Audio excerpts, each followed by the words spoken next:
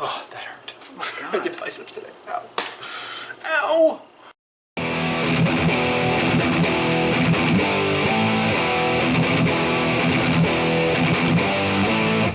This is SnakePitDad, and I'm part of, you know it, Team Metallica Mom. Take Shape for Life. Wearing my Under Armour Take Shape for Life shirt today. Alright. And we are going to make my meal plans. Now, as you guys know, I am on a different health journey right now.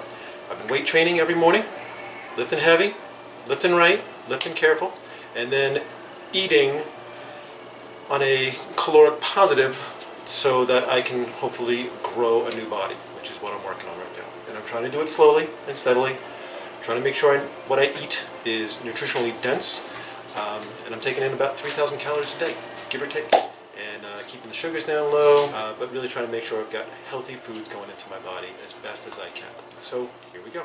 So today we're going to do a couple meals here. I've got some chicken that I've already cooked, put a little adobo on there, the light adobo seasoning, and olive oil. That's it. Bake them for an hour and then let them sit in the oven for another half hour until they become rock hard, which is the way I like my chicken thighs. I'm also having, because my butcher had this on sale, filet mignon. I don't normally do this, but they were ridiculously cheap. So I grilled these last night, nice and simple. We had some Mediterranean seasoning on there, slapped that on there.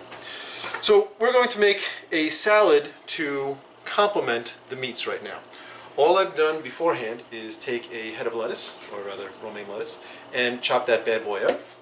I then have, as you can see here with my quasi-dirty hands, some feta cheese. It is my favorite cheese to add to a salad. We're going to add some beans. I think beans are one of the greatest carbohydrates you could have. Cannellini beans.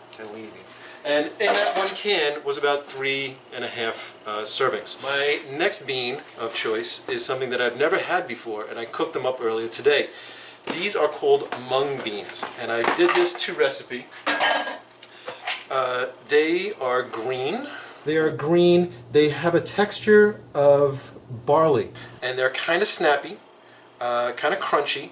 And I did this again per the instructions on the package, which was 1 cup of beans dried, and then 4 cups of water. Brought it to a boil, let it simmer for about 30 minutes, and this is what you end up with. They taste like nothing at all, which for me is great, because that means anything I'm going to add to it, that's the flavor I'm going to get. So in this one, we're going to have a little bean, little feta cheese, some crunch with the romaine lettuce. I don't really think romaine lettuce has any flavor to it, unless you grill it. Every once in a while you can do that. So this is 4 servings. So basically I'm putting 7 servings into this one bowl right now. That's pretty much what I'm going to add here, although I was debating just to add a little bit more crunch, some almond slivers. And you know what? Let's go nuts. A little bit of almond slivers. And I'm just going to do a handful. Whatever that means, I don't know. Almonds are a superfood. And this has 0 seasoning other than the feta cheese, which is salty. I didn't do the light feta cheese. This is real feta cheese. This is Greek feta cheese, although it's the Stop and Shop brand.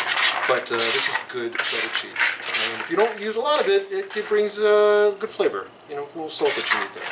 So what am I going to add here? This is the Annie's shiitake sesame dressing. There's not much left here, so I'm just going to pour that whole bad boy in there. This is the Opa dressing. Take Shape for Life is fans of this dressing. Getting some direction skills here, because I've never done this before. You're going to get a magical link on the screen or somewhere where you can touch or tap or click or think about, and all of a sudden, boom, you're there. And this is the feta dill. So following the feta cheese, feta dill. So here we go. So 1, 2, 3, and 4. All of a sudden I'm singing like I'm on... Alright, go ahead a little bit. Like I'm on Sesame Street or something here. We are eating for fuel. We're not necessarily eating because this is a chocolate cake.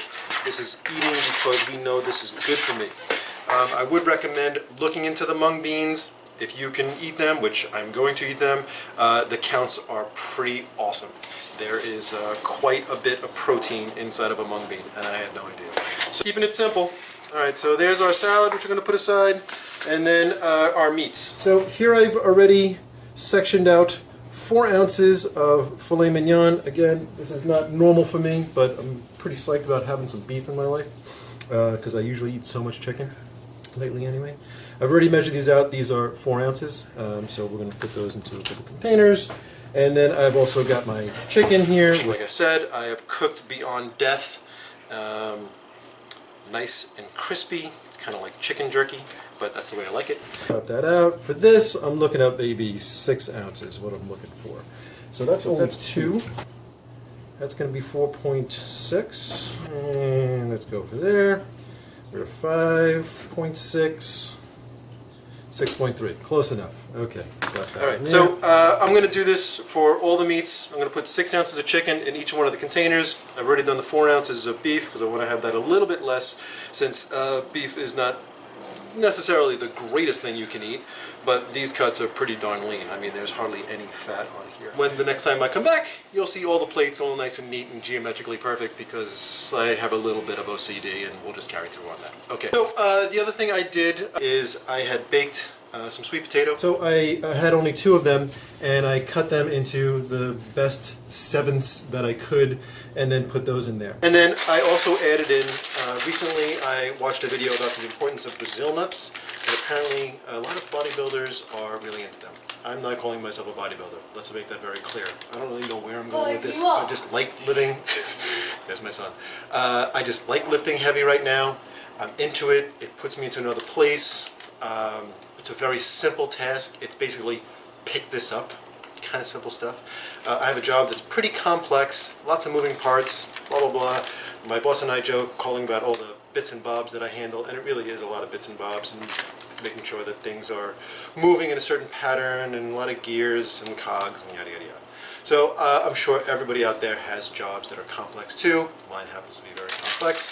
So going to the gym and having a task of just lift it up is really simple, so I'm kind of digging that. And as a successful item today, I did pass a threshold in my pull-ups. I've been trying to lift up my entire body, wide grips, and I've been stuck at 4 reps for a long time, and today I finally did 5. So, and they were perfect. Like the 5th one was a perfect one. The 6th one, no good. The 6th one, I jumped up and did a negative on it. So these are just things that, you know, we work on, and we work in these little steps, and like my hashtag kind of says, you got to trust the process. Back to the Brazil nuts, I added 1 Brazil nut per meal. Okay. So in this meal, just alone with protein is about 46 grams, which is what I'm shooting for. The new rule of thumb, the old rule of thumb was 1 gram of protein per 1 pound of body weight, whatever your weight was. And now the consensus is, unless you're really like, you know, a Ronnie Coleman, you know, Rich Piana or something like that, you are doing 1 to 1.5. So I'm roughly, this morning I was 193 point something.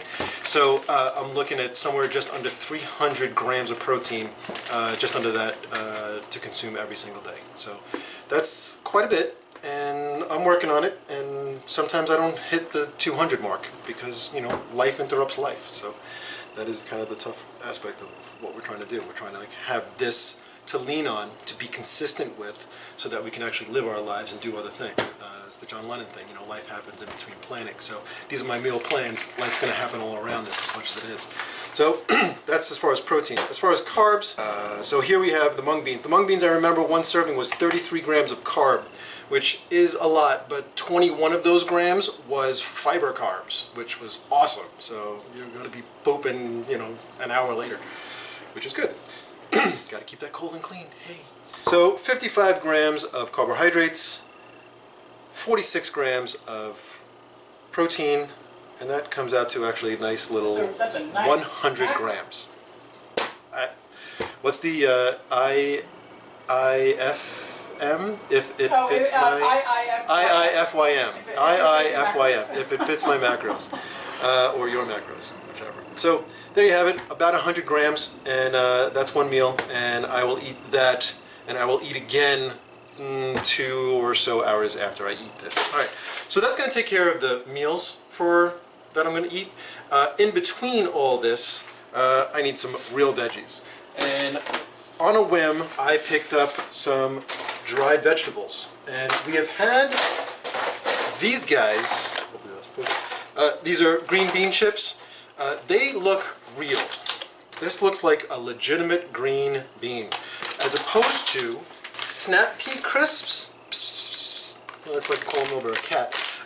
These are not real in the sense of this isn't a real bean. I don't know if you guys know this, but they take snap peas, they mash them up, they mix them with starch of some sort, and then they form them into these. So this is not a real bean. I used to think that these were like freeze-dried and they just look this way, but no, this is a man-made kind of thing. They're really good. It's basically a potato chip, so it is what it is. These, however, I am 99% sure, which is as good as you get on the internet, that this is a real bean that's been dehydrated. Very lightly salted. Taro root, okra, which my wife says is still slimy, peas.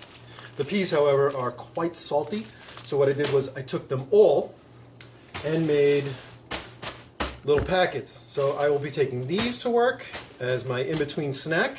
I'm hoping that the vitamins are still in there, but it's kind of just a crunch factor to keep the body rolling. So there's the meals for at least the next few days, and on top of that, the company I work for is able to feed their staff, which is really a bonus to the staff. I mean, there's just food all over the place. There's fresh fruit. If you want some nuts, go ask somebody in the client services department and someone will get you some nuts. Sometimes they'll just bring me out. Ba-dum-bum, thank you very much.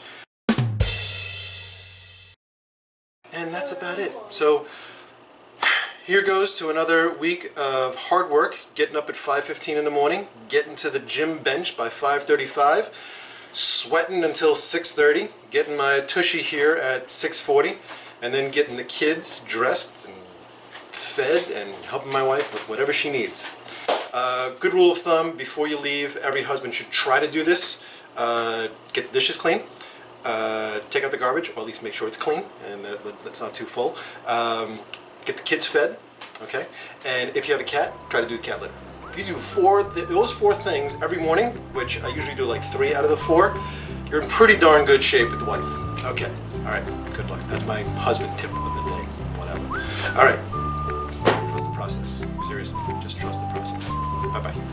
Anything to say? Any wise words there, Mr. Randy Pants? Randy, you want to get in the video real quick? We can always cut it out.